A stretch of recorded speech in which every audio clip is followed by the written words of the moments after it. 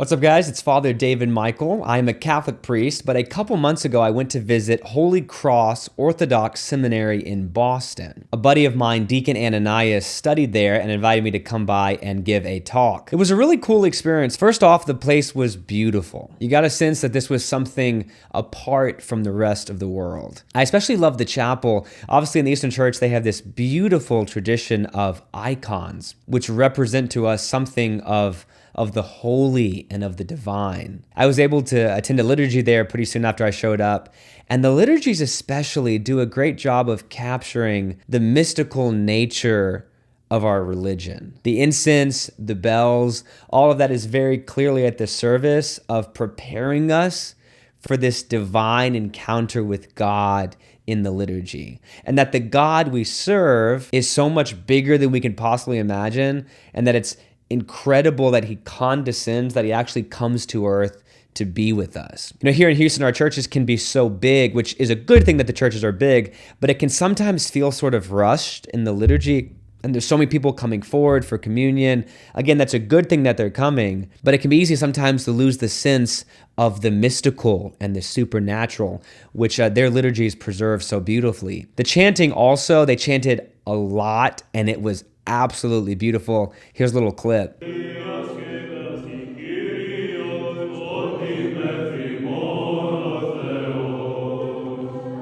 And then this beautiful kind of interplay between the chanting of the men on one side and the chanting of the women on the other side.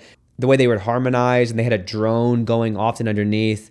It was really, really beautiful. And even the pace of the music and the liturgy, it was very patient, right? There was not a sense that we needed to get through this to get on to something else. It was like, no, this is the most important thing, and everyone here is present for this and only thinking about this. At one point, one of the leaders literally said, "Lord have mercy," 40 times in a row. I could see him counting on his fingers.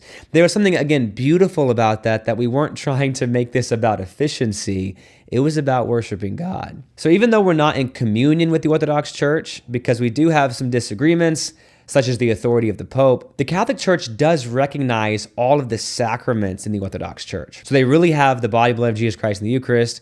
And if you had some need to actually go to an Orthodox liturgy, let's say you were traveling somewhere and there were no Catholic churches, you could actually go to an Orthodox church and you could receive communion, and you could actually go to confession with an Orthodox priest. One thing that totally jumped out to me, I was walking around on the campus, they were giving me a tour, and I noticed a playground right in the middle. And I thought, that's kind of odd to have a playground in the middle of a seminary campus.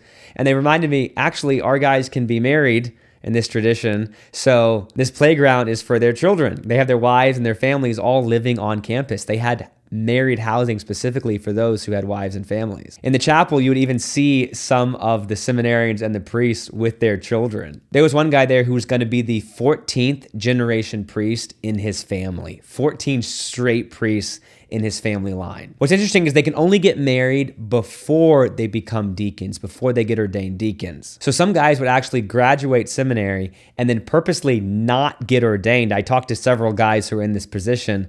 They did not want to get ordained because they still wanted to get married first. So they would finish seminary and they needed to go off and hopefully find a wife, get married, and then they would come back and be ordained and then enter into priestly ministry. I gave a short presentation there on social media and how to evangelize online.